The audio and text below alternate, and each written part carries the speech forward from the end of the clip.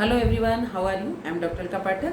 आज मैं आप सभी के साथ बीएड 4 सेम का जो थर्ड पेपर है इंक्लूसिव एजुकेशन समावेशी शिक्षा के तहत उसमें से एक कंटेंट आपके साथ डिस्कस करने जा रही हूँ कि विशेष आवश्यकता और बच्चों के लिए जो शिक्षा के क्षेत्र में जो अधिनियम बने हैं।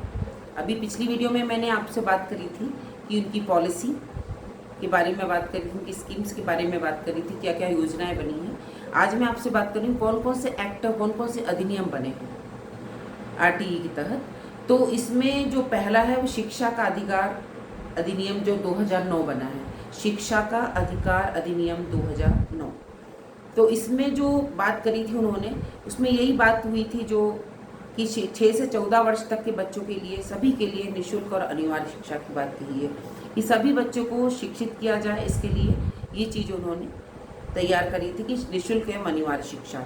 फिर बिना भेदभाव की शिक्षा का अधिकार, यानी किसी के साथ भी कोई बच्चों में क्लास में कोई भेदभाव नहीं करना है, बिना भेदभाव के उनको शिक्षा का अधिकार होना चाहिए कि कोई कौन सी कास्ट का है, कौन से धर्म का है, कौन से स्टेट का है, ये चीज़ का हमें बिल्कुल अलग करके और बिना कोई भेदभाव नहीं करना है और सभी को शिक्षा प्रदान करनी है।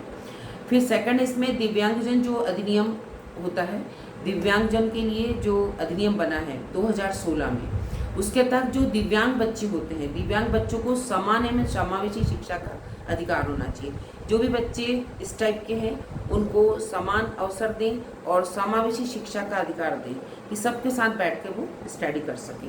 फिर विद्यालयों में आवश्यक सुविधाएं एवं उचित व्यवस्था सुनिश्चित करना। तो विद्यालय तो बहुत सारे होते हैं, लेकिन विद्यालयों में इस पर जोर दिया था 2016 में कि जितने विद्यालय हैं उनमें सभी आवश्यक सुविधाएं होना चाहिए।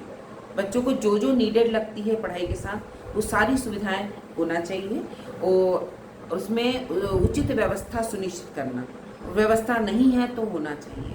फिर इसमें थर्ड है राष्ट्रीय ट्रस्ट अधिनियम, ये था 1999 का।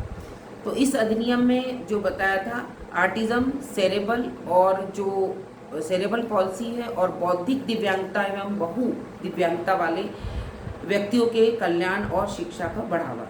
तो इसमें इस टाइप के जो कोई भी बच्चों को किसी भी प्रकार की प्रॉब्लम है, कोई डिसीज़ है या जो इंटेलेक्चुअल लेवल से दिव्यांग हैं या स्लो लर्नर है या मंदबुद्धि कह सकते हैं, बहु दिव्यांगता मतलब एक बच्चे में एक से ज़्यादा कमी हो, है ना, जैसे किसी को कम दिखाई देता है, कम सुनाई देता है या बोल नहीं पाता प्रॉपर, बहु दिव्यांगता जिसको बोलते हैं कि बहुत सारी प्रॉब्लम अगर इस बच्चे में है तो व्यक्ति के कल्याण और शिक्षा को बढ़ावा देना, इस टाइप के बच्चों को ध्यान देना, उनके लिए उनका वो स्पेशल उनका ट्रीटमेंट करना और इस टाइप से इन बच्चों को बढ़ावा देकर शिक्षा को बढ़ावा देना।